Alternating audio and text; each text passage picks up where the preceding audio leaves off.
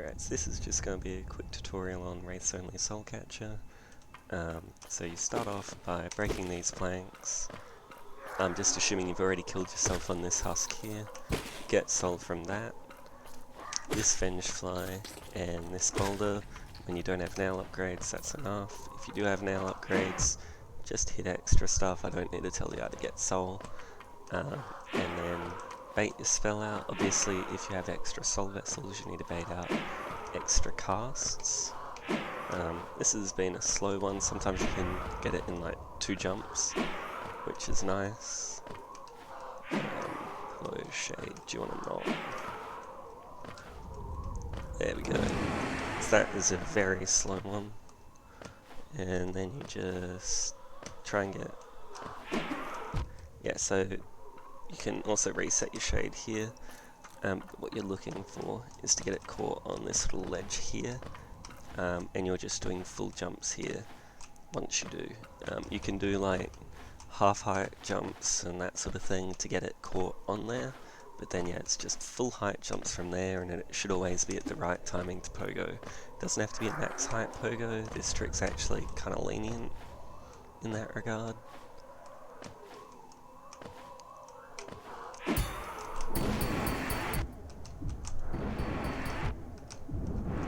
And there we go.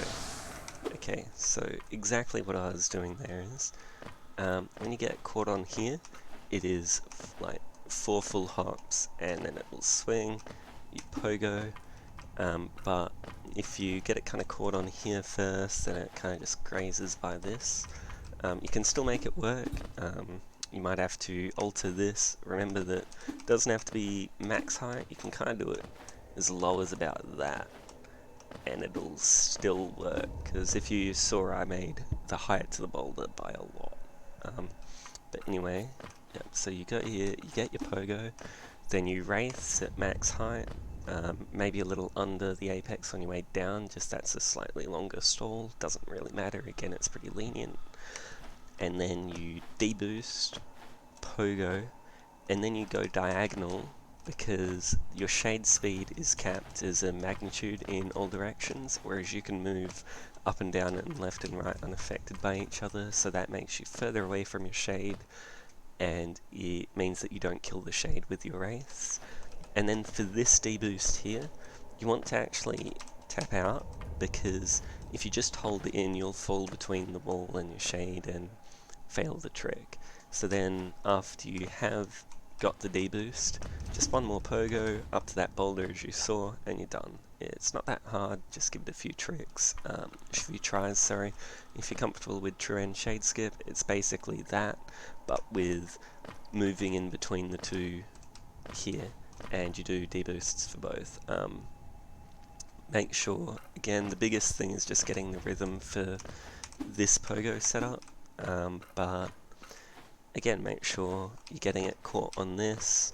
If you get caught on here and then it kind of just zooms down and doesn't even slow down at all on this, that means you're doing 2 big jumps before getting it caught. You want to do kind of, as you saw, I kind of stood there for a bit and then did a couple of little jumps.